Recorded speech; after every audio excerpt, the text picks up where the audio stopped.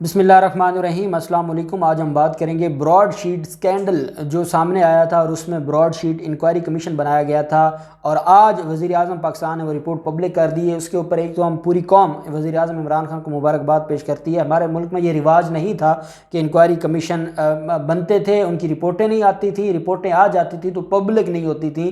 یہ دوسری اہم رپورٹ ہے جس کو ود ان ٹائم پبلک کیا گیا ہے حکومت پاکستان کی طرف سے۔ پہلے شوگر انکوائری کی رپورٹ تھی اور اب جو براڈ شیٹ سکینڈل ہے اس کی رپورٹ پبلک کی گئی ہے۔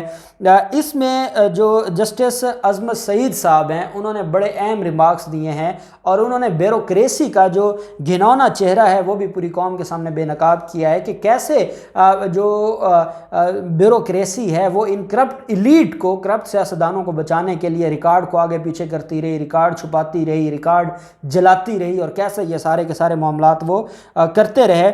تفصیلات کے مطابق جو یہ کمیشن کی رپورٹ ہے اس میں بیوروکریسی کا جو عدم تعاون ہے اس کو بے نقاب کیا گیا ہے اور بیوروکریسی نے ریکارڈ چھپانے اور گمانے کی ہر ممکن کوشش کی اور کمیشن کے کام شروع کرنے سے پہلے ہی بیوروکریسی نے خود کو خول میں بند کر لیا، یہ کہنا ہے جسٹس ریٹائرڈ عظمت سعید کا۔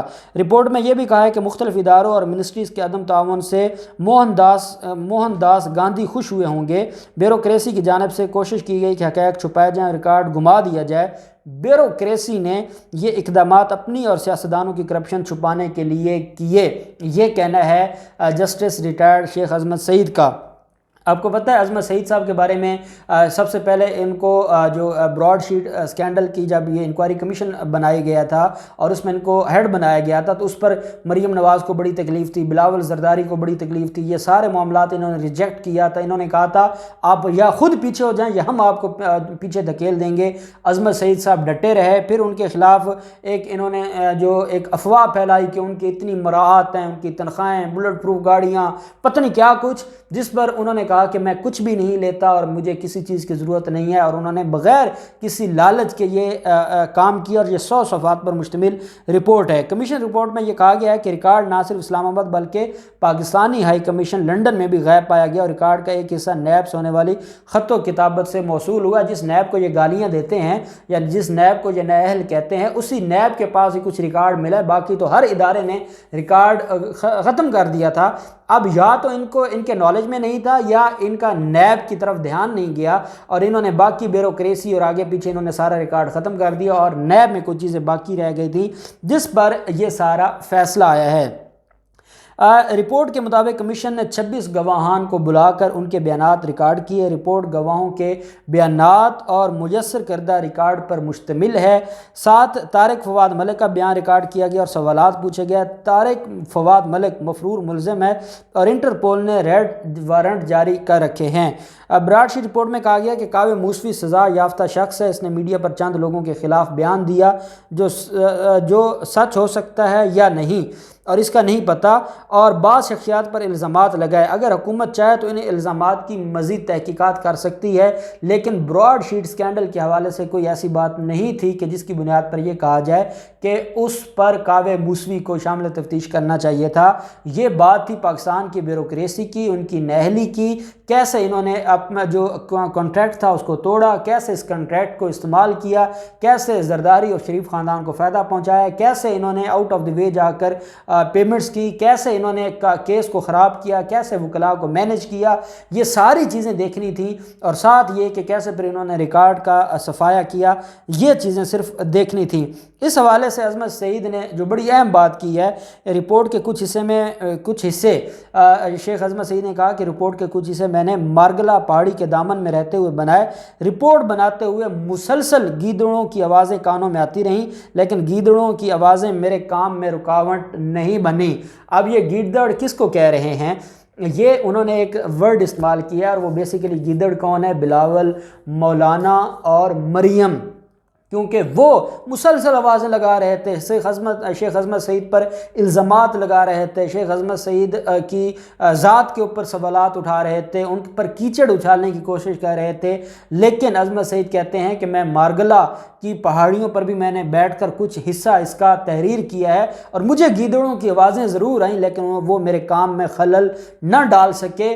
وہ بولتے رہے، وہ چیختے رہے، وہ الزامات لگاتے رہے، لیکن میں ڈٹا رہا اور میں نے وہ کیا جو قوم اور ملک کے لیے ضروری تھا، اور میں نے قانون کے مطابق ساری رپورٹ تیار کی۔ ساتھ براڈ شیٹ کے کمیشن کے سربراہ عظمت سعید صاحب کا یہ بھی کہنا تھا کہ کرپشن کی حمایت کرنے والے ہر جگہ موجود ہیں۔ سوچتا ہوں کہ کیا یہ رجحان پہلے سے چلا آ رہا ہے، اور حیران ہوں کہ یہ رجحان قبائلی دور کا ہے یا اخلاقی دیوالیہ ہے، یا ایسے لوگ ٹکڑوں کے لیے اپنے منہ پھاڑتے اور دم ہلاتے کھڑے رہتے ہیں۔ کیا ان لوگوں نے مرنا نہیں ہے؟ کیا ان لوگوں نے جان نہیں دینی؟ کیسے یہ اتنے بڑے لیول پر فراڈ کر سکتے ہیں؟ کیسے یہ اتنے بڑے لیول پر ساری چیزوں کو مینج کرتے ہیں؟ کیسے یہ اپنے مفادات کے لیے پورے نظام کو گروی رکھ دیتے ہیں؟ کیسے یہ اتنے بڑے بڑے فراڈ کرتے ہیں؟ یہ ساری چیزیں جو ہے وہ سامنے لانا ذمہ داری تھی جو براڈ شیٹ کمیشن کے سربراہ کی، اور انہوں نے کہا کہ ہم نے قانون کے مطابق یہ سارا کچھ کیا ہے اور اس میں کچھ بھی نہیں ہے جو ایسا ہو۔ اس میں ساتھ عظمت سعید صاحب نے کہا کہ جو یہ کمیٹی ہے یہ اس نتیجے پر پہنچی ہے کہ براڈ شیٹ کمیشن کی رپورٹ میں جو انہوں نے لکھا ہے کہ $15 لاکھ کی ادائیگی کا ریکارڈ غائب ہونے کا انکشاف ہے۔